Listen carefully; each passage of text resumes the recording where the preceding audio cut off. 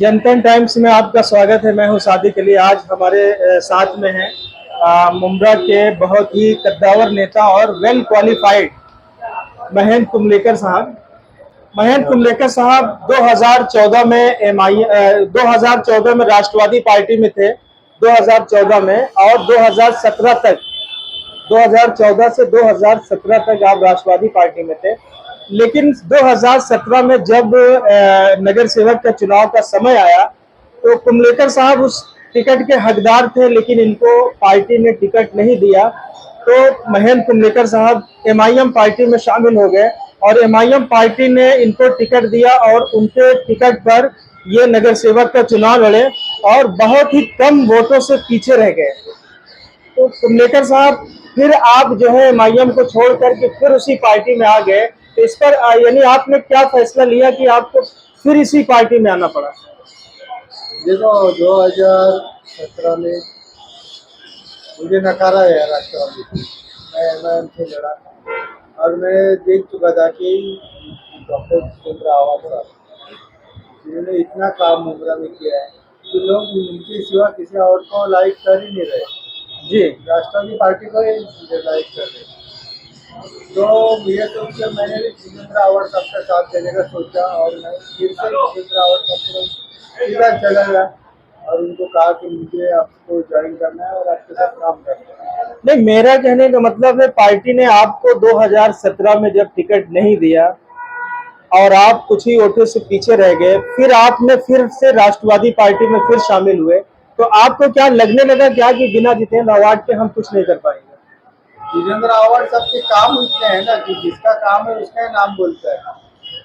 तो उनका जब मैंने देखा कि उन्होंने इतना काम किया, लोग जितेंद्र आवाज साहब के सिवा किसी और को चुनने का हक रखते ही नहीं है। तो मैं उनको ये सोचा कि जितेंद्र आवाज साहब के साथ ही रहना उचित रहेगा। तो आपको लगने लगा कि हमारी नैया जो है जितेंद्र अवार्ड साहब के ही जरिए पार हो सकती है। हाँ, यही समझ नहीं है कि उनके साथ रहकर मौका तो मिलेगा। तो अभी इस बार के चुनाव में और 2019 के चुनाव में जो एमएलए का चुनाव हो रहा है, उसमें आपको कुछ अलग दिख रहा है क्या कुछ?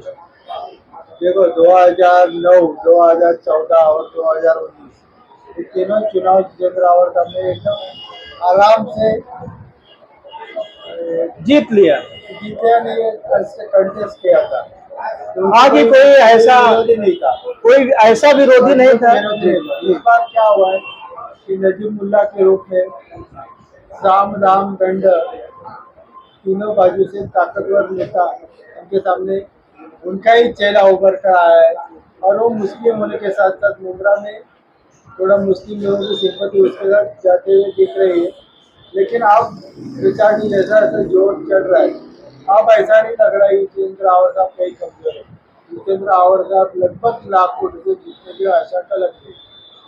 जब 3 बार जितेंद्र अवार्ड 1 लाख वोटों से नहीं जीत पाए, तो इस बार ऐसा क्या करिश्मा करेंगे कि आप लोग बोल रहे हैं कि वो 1 लाख वोट से जीतेंगे? देखो, हाँ, 2000 अब जो लोकसभा का इलेक्शन हुआ उसमें 1,04,000 वोट मुंब्रा से मिला जी जी। और 13,000 वोट अपोजिशन को मिला था, शिवसेना को मिला, शिवसेना शिंदे गढ़ को मिला।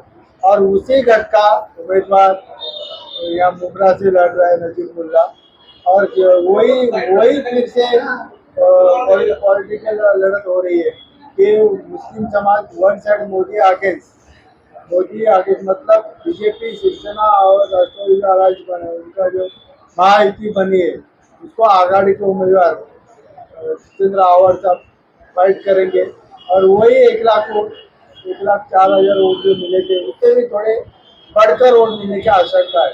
देखिए, वो लोकसभा का चुनाव था, ये विधानसभा का चुनाव है। लोकसभा के चुनाव और विधानसभा का चुनाव अलग तरीके से होते हैं। लोकसभा में केंद्र का मुद्दा होता है, ये स्टेट का मामला है, तो स्टेट में लोकल मामले होते हैं। तो जब गुरु चेला सामने है तो इसमें भारी कौन पड़ेगा, गुरु या चेला? तो कोई माइनॉरिटी का ही लगा और माइनॉरिटी कभी भी बीजेपी के कैंडिडेट को लाइक नहीं करेगी। तो माहौल मुझे नहीं लगता कि खास कोई बदलाव आया। कहाँ वो बीजेपी का कैंडिडेट है?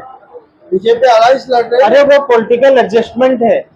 ऐसा लोग तुम बोल रहे हो। तो उनको बोलने को बोलो कि हम बीजेपी का अभी केंद्र BJP के साथ में नहीं है। केंद्र में नीतीश कुमार, उनको चंद्रबाबू नायडू, क्या वो बीजेपी को हो गए? नजीब मुल्ला को डिक्लेयर करने बोलो कि हम बीजेपी का कैंडिडेट नहीं है। अरे उनका वो पॉलिटिकल एडजस्टमेंट केंद्र में है ना, मोदी को समर्थन दिए नीतीश कुमार, और इनडायरेक्टली अगर वो जीतते हैं तो किसके साथ जाएंगे? किसके साथ जाएंगे? बीजेपी के साथ ही जाएंगे। वो तो पार्टी के साथ आदमी गठबंधन किया हुआ, ना कि बीजेपी। नहीं तो हम माइनॉरिटी में रहने वाले लोग हैं, उनको नकारते, मोदी के साथ जाने वालों को नकारते। और हमारा जितेंद्र आवाड़ साहब है तो माइनॉरिटी के लीडर बन के उभर रहे, और उन्होंने खास तौर पे जहाँ जहाँ माइनॉरिटी की बात आती है, माइनॉरिटी के खिलाफ कोई भी बात आती है, तो पहला आवाज उठाने वाला हमारा नेता जितेंद्र आवाड़ साहब। माइनॉरिटीज के ऊपर जब कोई चीज आए, यानी कोई बात होती है, मदरसे का हो या मस्जिद का हो या जातिवादी कोई मामला आता है, तो उसके खिलाफ आवाज उठाने वाले हमारे नेता जितेंद्र आवाड़ साहब। अभी इस चुनाव में महेंद्र कुमलेकर साहब कहाँ खड़े हैं? मैं जितेंद्र आवाड़ साहब के साथ खड़ा हूँ, उनका साथ जो डंकी की चोट पे दे रहा हूँ, और उन्हीं के साथ रहूंगा। तो आपको लगता है कि इस बार साहब का जो है पोजीशन पिछले बार से भी ज्यादा है? पिछले बार से लेकर भी ज्यादा है। जैसे लोकसभा का इलेक्शन जीतते हुए ऐसा लग रहा है कि 1.25 लाख वोट तो मुंद्रा से ही मिलेगा। 1.25 लाख वोट? हाँ, ये आपको पक्का यकीन है? लेकिन मतलब अभी आप लोकसभा में हम देख चुके हैं ना। नहीं, लोकसभा का एक अलग इलेक्शन है और विधानसभा का अलग है। आप यहाँ पे एक माइनॉरिटी का जो है नजीमुल्लाह कंटेस्ट कर रहा है, तो वो भी तो काटेगा। कर रहे हैं, कहाँ से वो भी तो माइनॉरिटीज का वोट ज्यादा लेगा। माइनॉरिटी में वो कहाँ से कंटेस्ट कर रहे हैं? बीजेपी है ना, पीछे उनके कमल है ना, कमल का चिन्ह पीछे रखकर सामने घड़ी चुराई हुई घड़ी लेकर आके लड़ रहे हैं।